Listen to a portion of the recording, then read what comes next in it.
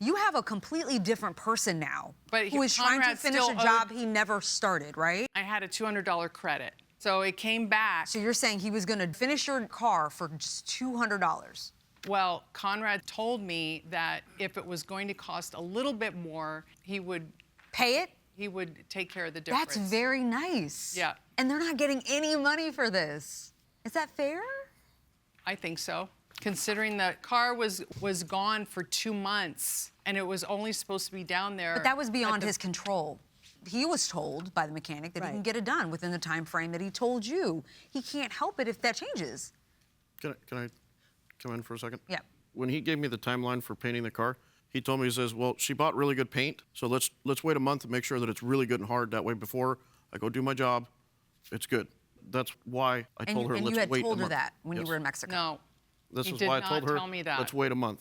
No, he did tell you to wait. He never told me to wait. I thought I read it in a text. I have text, and then I have these additional text messages on page 21 and 22 where we're recounting the conversation, where he says, I tried to tell you to leave it with him, but you were in a big hurry to have it back. Yeah, because the car was only supposed to take a couple of weeks. Right, but then you wanted it back while he was saying leave it there. And you said, no, I want it back. I didn't want it back unfinished. I wanted it back finished. Exactly. And he said, yeah, well, that was prior to you calling me 100 times saying you needed your car. Because Conrad doesn't always get back to you in time. You called him 100 times saying you needed your car. You can't tell him, I want it back, but it also has to be finished if it's not finished. He knows what I meant. He knows what I meant when I went, because but he told you it wasn't done yet. So what was he supposed to do? Keep the car? Ignore your request to bring your car back. What was he supposed to do?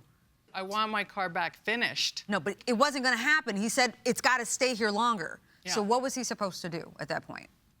Ignore your request for your car and keep it there and finish the thing out? Or listen to you and bring the car back like he did? What was he supposed to do? I don't know. We good? I'm good. Yeah. All right, we'll excuse the parties while we deliberate in this matter. Thank you. This court is now in recess. When I was going through the text messages, my first impression was she was incredibly demanding of someone who was doing her a solid. I thought she would have presented differently in court, and she doubled down. I don't understand how she can expect the defendant, Conrad 3, to take responsibility for a paint job he didn't do himself. At the end of the day, she didn't let the defendant's mechanic do his job. She expected everything to go as planned perfectly, and that never happens when you deal with a service industry like mechanics. I think she's being delusional in expecting us to order the defendant to pay her money that he wasn't making any money from at all. She didn't let this process play out the way it was supposed to. So, yeah, no good deed goes unpunished. Yeah.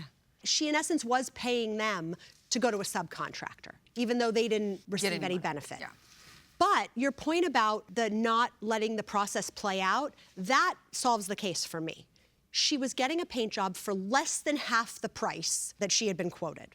For whatever reason, they said it should cure for longer. And she very clearly put the defendant in a position where he said, they say to leave the car put. And she says, I don't care, I want it back, all in caps, now.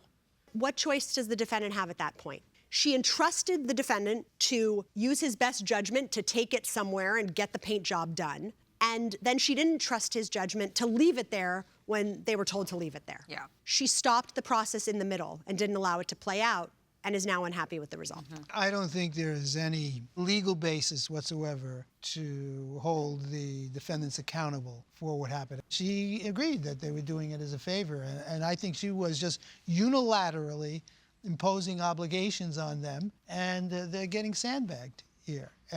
And she has a right to sue, of course, the person who did the paint job. But again, even if because she could, that money was or she transferred did, to him. She still has no proof that he actually did this incorrectly because she Yes, didn't let him that's true, finish. too. Right. Yeah, so for that reason also, sure. Yeah, Of many I think theories, we can't hold all these defendants reach the same result, responsible. even if it's for slightly different reasons. Yeah. We all end up at the same point. The same point being that we're dismissing her Dismissed. claim. Yeah. We have a verdict.